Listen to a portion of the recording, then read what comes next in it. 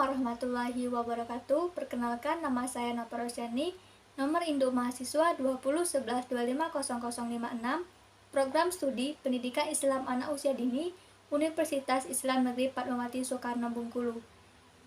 Kelas 4D. Baiklah, video ini saya buat untuk memenuhi tugas ujian akhir semester mata kuliah Pengembangan Agama dan Moral Anak Usia Dini, dosen pengampu Bunda Wiwinda MAG.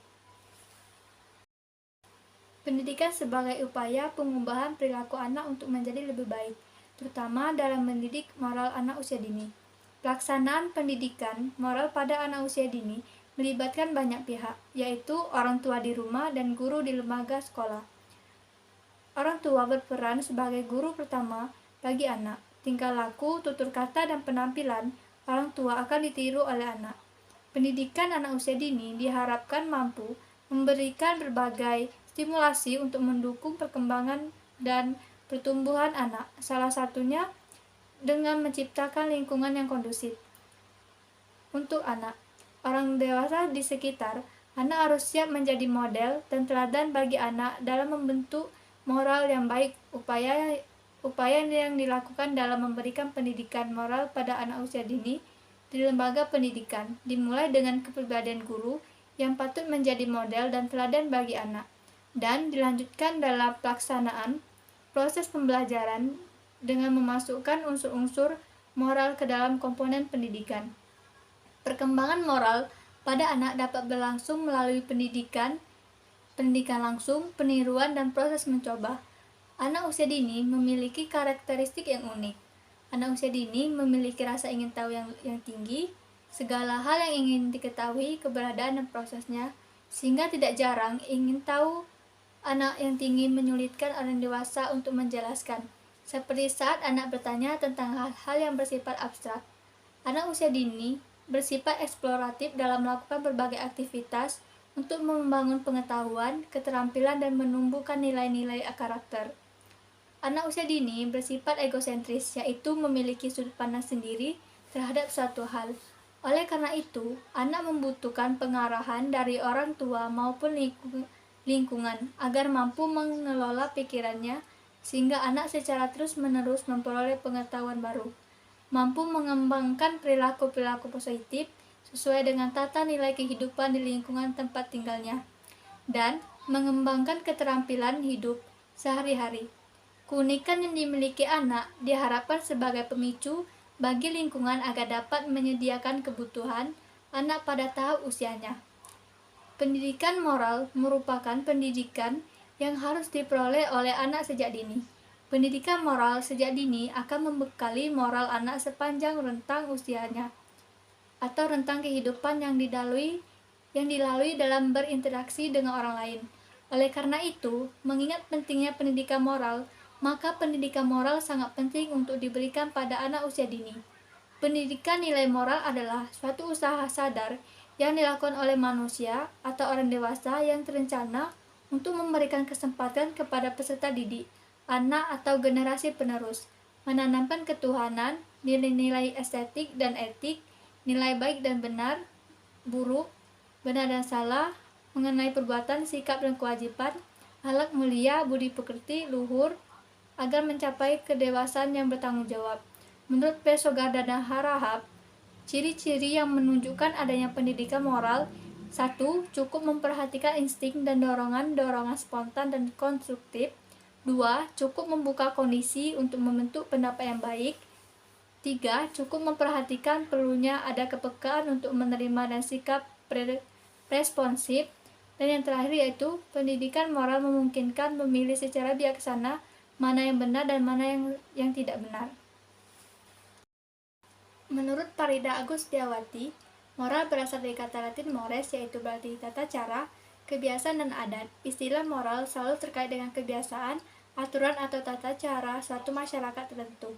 Termasuk pula dalam moral adalah aturan-aturan atau nilai-nilai agama yang dipegang masyarakat setempat. Dengan demikian, perilaku moral merupakan perilaku manusia yang sesuai dengan harapan, aturan, dan kebiasaan suatu kelompok masyarakat tertentu. Kehidupan akan dapat berjalan dengan damai, tentram, dan penuh dengan ketenangan jika dilaksanakan sesuai dengan tata cara dan peraturan atau nilai kehidupan yang berlaku di tempat tersebut. Begitu pentingnya setiap individu mampu melaksanakan moral yang ada di lingkungan tempat tinggalnya, sehingga hal tersebut harus dibiasakan, ditanamkan, dan dibina pada anak sejak usia dini. Menurut Ahmad Nawawi, pendidikan nilai moral atau agama sangat penting bagi para generasi penerus bangsa, agar martabat bangsa terangkat, kualitas hidup meningkat, kehidupan menjadi lebih baik, aman, dan nyaman, serta sejahtera. Pendidikan nilai moral agama sangat penting bagi tegaknya satu bangsa. Tanpa pendidikan nilai moral atau agama, budi pekerti, dan akhlak, kemungkinan besar suatu bangsa bisa hancur. Pendidikan moral anak usia dini dapat dilakukan mulai dari lingkungan keluarga, lingkungan sekolah, sampai lingkungan masyarakat. Menurut Farida Agus Setiawati, sesuai dengan tahap perkembangan moral, menurut Colbert, anak termasuk pada tahap perkembangan moral prakonvensional, di mana tingkah laku anak dikendalikan oleh akibat fisik yang ditimbulkan dari perbuatannya, yang biasanya muncul dalam bentuk hadiah dan hukuman. Menurut R. Andi Ahmad Gunadi memaparkan bahwa Piaget membagi perkembangan moral anak menjadi 3 fase, yaitu 1. Fase absolut, anak menghayati peraturan sebagai suatu hal yang dapat diubah karena berasal dari otoritas yang dihormatinya. Peraturan sebagai moral adalah objek eksternal yang tidak boleh diubah. 2. Fase realitas, anak menyesuaikan diri untuk menghindari penolakan orang lain. Peraturan dianggap dapat diubah karena berasal dari perumusan bersama. Mereka menyetujui perubahan yang jujur yang disetujui dan bersama, serta merasa bertanggung jawab menaatinya. Dan 3. Fase subjektif, anak memperhatikan motif atau kesengajaan dalam penilaian perilaku. Pengembangan nilai-nilai moral dan agama anak dapat dikembangkan melalui beberapa metode, yaitu yang pertama, metode bercerita. Metode bercerita dapat dijadikan metode untuk menyampaikan nilai-nilai yang berlaku dalam masyarakat. Dalam cerita atau dongeng dapat ditanamkan berbagai macam nilai moral, nilai agama, nilai sosial, nilai budaya, dan sebagainya. Ketika bercerita, seorang guru juga dapat menggunakan alat peraga untuk mengatasi keterbatasan anak yang belum mampu berpikir secara abstrak. Yang kedua, metode bernyanyi. Metode bernyanyi adalah suatu pendekatan pembelajaran secara nyata yang mampu membuat anak senang dan bergembira. Anak diarahkan pada situasi dan kondisi psikis untuk membangun jiwa yang bahagia, senang menikmati keindahan, mengembangkan rasa melalui ungkapan dan nada. Pesan-pesan pendidikan berupa nilai dan moral yang dikenalkan kepada anak tentunya tidak mudah untuk diterima dan dipahami secara baik. Anak tidak dapat disamakan dengan orang dewasa. Yang ketiga, metode bersyair. Pendekatan pembelajaran melalui kegiatan membaca saja merupakan salah satu kegiatan yang akan menimbulkan rasa senang, gembira, dan bahagia pada diri anak. Secara psikologis, anak taman kanak-kanak sangat haus dengan dorongan rasa ingin tahu, ingin mencoba segala sesuatu, dan ingin melakukan sesuatu yang belum pernah ia coba. Melalui metode sajak, guru bisa menanamkan nilai-nilai moral kepada anak. Sajak merupakan metode yang juga dapat membuat anak merasa senang, gembira, dan bahagia. Yang keempat, metode karya wisata. Metode ini bertujuan untuk mengembangkan aspek perkembangan anak taman kanak-kanak sesuai dengan kebutuhannya. Tujuan berkarya wisata ini perlu dihubungkan dengan tema-tema yang sesuai dengan pengembangan aspek perkembangan anak taman kanak. Tema yang sesuai seperti binatang, pekerjaan, kehidupan, kota atau desa, pesisir, dan pegunungan. 5. Metode pembiasaan. Metode pembiasaan terkait dengan penanaman moral lebih banyak dilakukan melalui pembiasaan tingkah laku dalam proses pembelajaran. Ini dapat dilihat misalnya pada berdoa sebelum dan sesudah belajar, berdoa sebelum makan dan minum, mengucap salam kepada guru dan teman, merapikan mainan setelah belajar, berbaris sebelum masuk kelas, dan sebagainya. Yang keenam, metode bermain. Metode bermain Ternyata banyak sekali terkandung nilai moral, di antaranya mau mengalah, kerjasama, tolong-menolong, budaya antri, dan menghormati teman. Nilai moral mau mengalah terjadi manakala siswa mau mengalah terhadap teman lainnya yang lebih membutuhkan untuk satu jenis mainan. Pengertian dan pemahaman terhadap nilai moral mau menerima kekalahan atau mengalah adalah salah satu hal yang harus ditanamkan sejak dini. Yang ketujuh, metode outbound. Metode outbound merupakan suatu kegiatan yang memungkinkan anak untuk bersatu dengan alam. Melalui kegiatan outbound, siswa akan dengan leluasa menikmati segala bentuk tanaman, hewan, dan makhluk ciptaan Allah yang lain. Cara ini dilakukan agar anak tidak hanya memahami apa yang ia ceritakan atau dituturkan oleh guru atau pendidik dalam kelas, melainkan mereka diajak langsung melihat atau memperhatikan sesuatu yang sebelumnya pernah diceritakan di dalam kelas. Sehingga apa yang terjadi di kelas akan ada sinkronisasi dengan apa yang tampak di lapangan atau alam terbuka. Yang kedelapan, metode bermain peran. Metode ini merupakan salah satu metode yang digunakan dalam menanamkan nilai-nilai moral kepada anak TK. Dengan bermain peran, anak akan mempunyai kesadaran merasakan jika ia menjadi seseorang yang dia perankan dalam kegiatan bermain peran. 9. Metode diskusi. Metode ini adalah metode untuk mendiskusikan tentang suatu peristiwa. Biasanya dilakukan dengan cara siswa diminta untuk memperhatikan sebuah tayangan dari CD, kemudian setelah selesai siswa diajak berdiskusi tentang tayangan tersebut. Isi diskusinya antara lain, mengapa hal tersebut dilakukan, mengapa anak itu dikatakan baik, mengapa harus menyayangi, dan sebagainya. Yang terakhir yaitu metode keteladanan menurut Sevi Cahyono. Guru moral ideal adalah dapat menempatkan dirinya sebagai fasilitator, pemimpin, orang tua, dan bahkan tempat menyadarkan kepercayaan serta membantu orang lain dalam melakukan refleksi.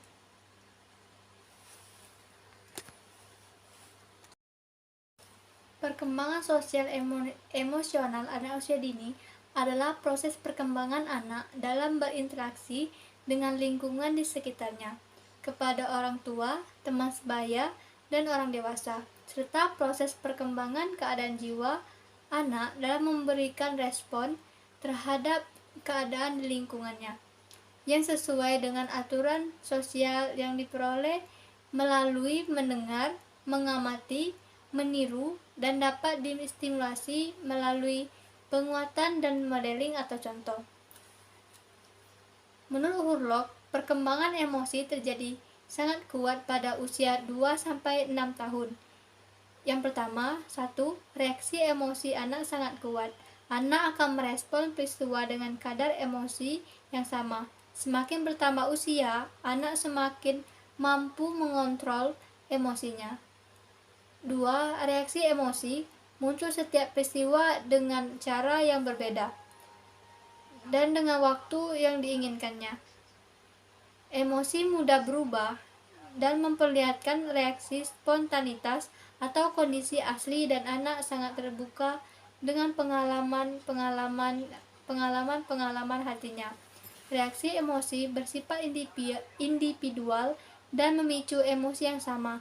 Namun, reaksi yang ditimbulkan berbeda-beda.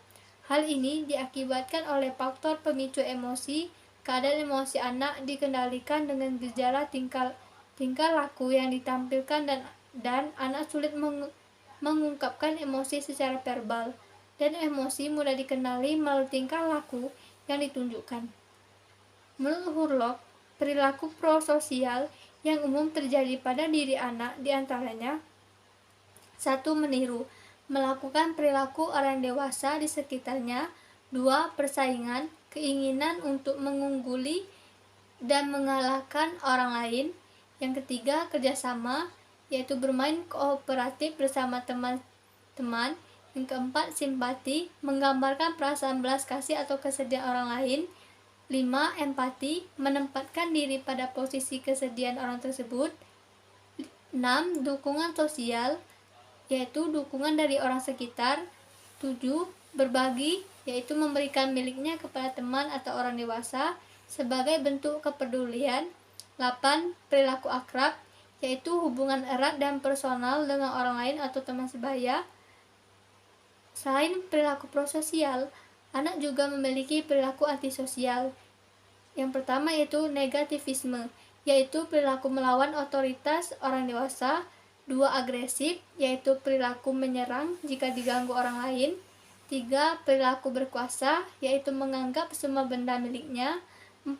Memikirkan diri sendiri, yaitu mementingkan keinginan sendiri. 5. Merusak, yaitu membanting atau menghancurkan barang-barang. Perkembangan sosial emosional anak merupakan perkembangan tingkah laku pada anak untuk dapat menyesuaikan diri dengan aturan yang berlaku dalam lingkungan masyarakat. Pada masa ini, proses anak belajar dalam menyesuaikan diri dengan norma, moral, dan tradisi dalam masyarakat. Menurut Piaget, dalam teorinya menyebutkan adanya sifat egosentris yang tinggi pada anak karena anak belum dapat memahami perbedaan perspektif pikiran orang lain. Pada tahap ini, anak hanya mementingkan dirinya sendiri dan belum mampu bersosialisasi dengan baik dengan orang lain.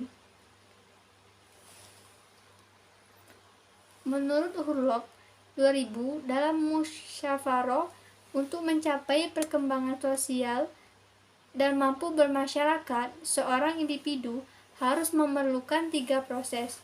Ketiga proses tersebut saling berkaitan dan apabila terjadi kegagalan dalam satu proses dari 3 proses tersebut, maka akan menurunkan kadar sosialisasi individu tersebut. Ketiga proses tersebut yaitu yang pertama, berperilaku yang dapat diterima secara sosial dan setiap kelompok. Masyarakat memiliki standar perilaku tersebut. Yang kedua, belajar memainkan peran sosial. Yang ketiga, perkembangan proses sosial, yakni menyukai orang lain dan kegiatannya. Menurut Muhammad Fadil dan Trio Supriyatno, dalam musyawarah, perkembangan sosial anak dapat dilakukan dengan 2 cara. Yang pertama, proses belajar sosial dan pembentukan loyalitas sosial. Pendapat di atas dapat disimpulkan bahwa proses sosial anak dapat dikembangkan dengan cara mengajak anak secara langsung berinteraksi dengan lingkungan sekitarnya. Dengan demikian, perlahan kemampuan bersosialisasi dalam diri anak akan terus berkembang dan pada proses ini juga perkembangan emosi anak juga akan berkembang.